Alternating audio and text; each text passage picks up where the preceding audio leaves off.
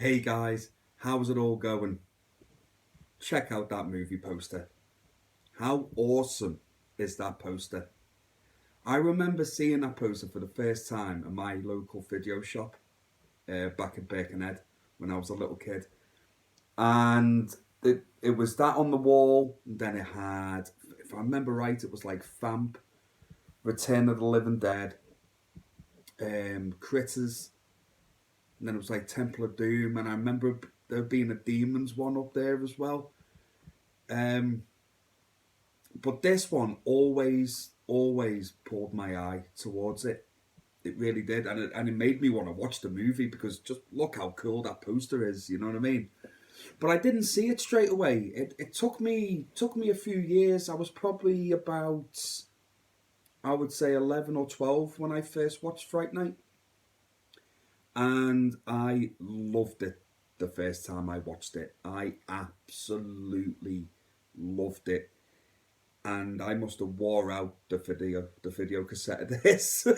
I must have done because I watched it like hundreds of times, and I, carried on watching it throughout the years. But I hadn't watched it for a little while, so it was an excuse for me to rewatch it while doing this review for you guys. And I watched it today, and I could honestly say I enjoyed it just as much again now than what I did all them years ago when I first watched it. I think this movie is as close to perfect as you can get.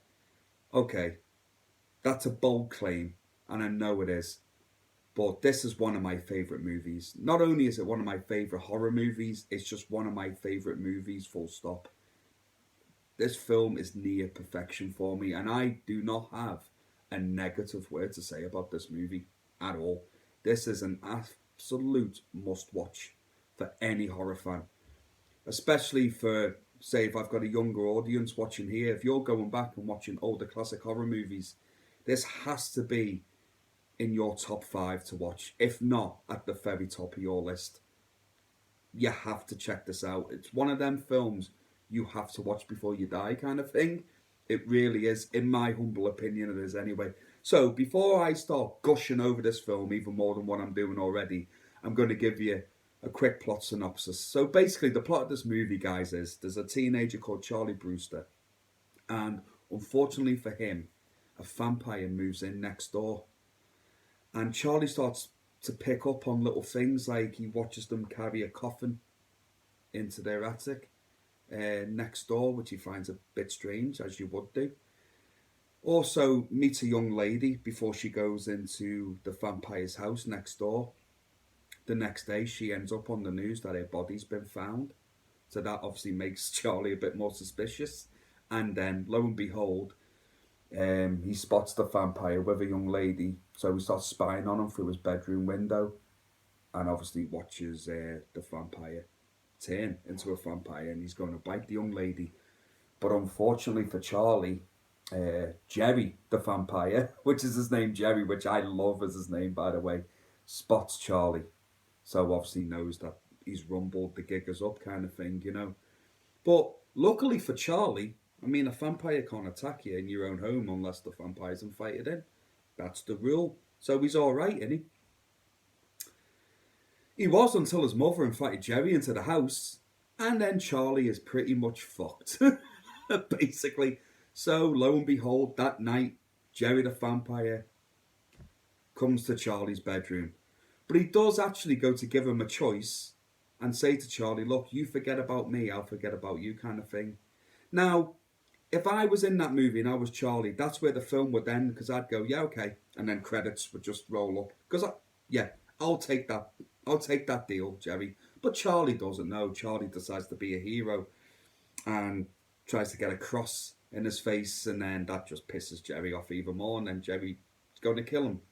Somehow, Charlie survives that ordeal. But unfortunately for Charlie as well, no one believes him. No one believes that a vampire is living next door to him. No one.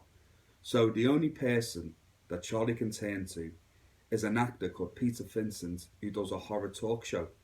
And now Vincent, Peter Vincent, put my teeth back in, is an old-timey actor. He's kind of based on a cross between Peter Cushing and Vincent Price, who used to do the old Hammer horror movies back in like 40s, 50s, 60s, back in the day. He's kind of loosely based on that kind of character, like a Van Helsing character. So Charlie goes to him. Naturally, Peter Vincent doesn't believe him. But Charlie's friends decide to go and, get Peter Vincent to help them out. Turns out they have to pay Peter Vincent to go to go and help him out. But Peter Vincent, he takes the cash, he goes over to Jerry's house to try and prove to Charlie that, look, he isn't a vampire. It's all going well up until the moment that Peter Vincent gets his mirror out and Charlie doesn't cast a reflection in his mirror. So then Peter Vincent finds out that he is actually a vampire. And then chaos just ensues after that. And it is glorious. Absolutely glorious. There's many positives to this movie. And I'll try and keep this short. But one of the first positives that comes straight to my mind is the performances of all the actors involved in this movie. There's not a weak link in anybody. Everyone is perfect. Chris Sarandon as Jerry Dandridge the vampire. He plays him perfectly. Like, he's not over the top with him. He's cool, seductive. But he's terrifying at the same time without doing a lot, if that makes any sense. He just has this real cool, calm and austere, like complex to him. But you don't want him around you, neither. You know what I mean? You don't want him stalking you. He just plays him perfectly for me, like absolutely perfect.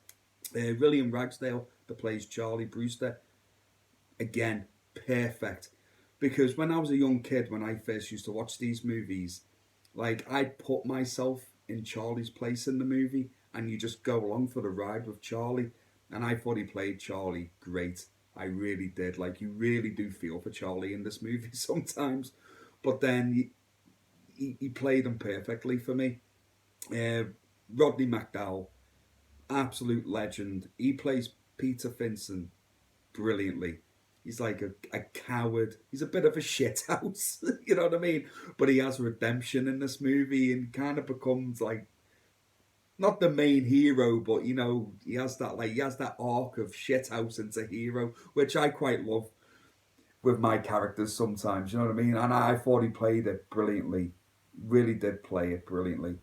Everyone's great. The guy that plays Billy, who's Jerry's bodyguard in it. And I never realised until today that it's the same actor from House 2, the second story, as well. I really didn't know that till today, so I learned something there today. Because I was looking at him there going, I recognise him from something else. And when I looked it up, I thought, shit, he's the guy from House 2. I was like, sound, that's right, cool. Guy that played Evil, I thought he was brilliant as well.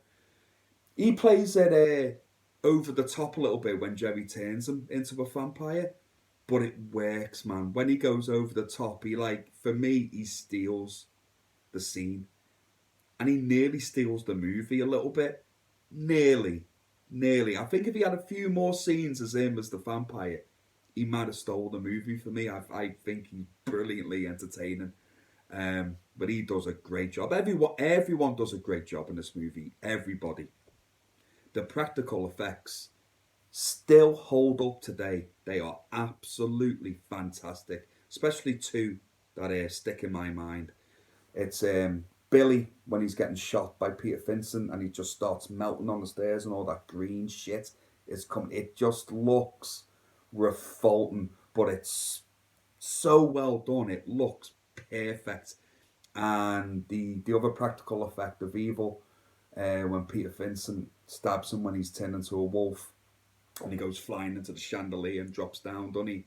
And then you watch him go from a wolf back into a human. That effect is still impressive when I watched it today. Really impressive. And I'll always give a shout out to practical effects in these movies if they're really done well, because, you know, everything seems to get CGI'd nowadays, doesn't it? And I love watching practical effects. Love it. And also Jerry, when he turns into a bat, that bat is cool as well. I mean, that's a great practical effect as well. And obviously Jerry's death at the end when he just like melts away and he's just this big giant bat when he's just against the wall and everything. Fantastic. And also, I love the look of Amy when she turns into a vampire with that big mouth. It's what's on the poster here, used as the cloud there. You see that? When I was a kid, when I first watched that, that scared the shit out of me when I first saw that happen. I was like, hell no. Get out. Run. Give it beans. I'm out of there. I'm gone. But then when I watched it today and I looked at her, I was like, you know what? She's still quite cute. Still, yeah, still quite cute. Yeah, I wouldn't run away from that. I'd still try and be like, well, hey, baby, how's it going? Here you go. Have a bit of this. Know what I mean? It's amazing how we change as people, isn't it, as we get older. But I love that effect. I think it's absolutely brilliant. I really do. The soundtrack to this movie is brilliant. I've got a couple of songs on my playlist from this movie that I still listen to when I go out walking, and it's the songs from the nightclub scene, which is also a brilliant scene in this movie, and it just shows just how seductive and, like, I don't want to say creepy, but just how unsettling Jerry Dandridge can be, you know. And like I said, the guy that plays him was absolutely fantastic. And it's also, this movie is fantastically directed as well. There's some great shots in this movie. One of my favourite shots in this movie is when Peter Finson is leaving the house after just killing Evil, and he's going back over to Jerry Dandridge's house, and you just see like all the smoke and mist and fog just surrounding that, and it just looks like you don't want to step foot into that fucking house. You know what I mean? If that was me, I'd be like, there is no way I am going in there unless I've got a bazooka strapped to my fucking shoulder. It just looks great. It's a great shot. And it just like, yeah, absolutely brilliant. I loved it.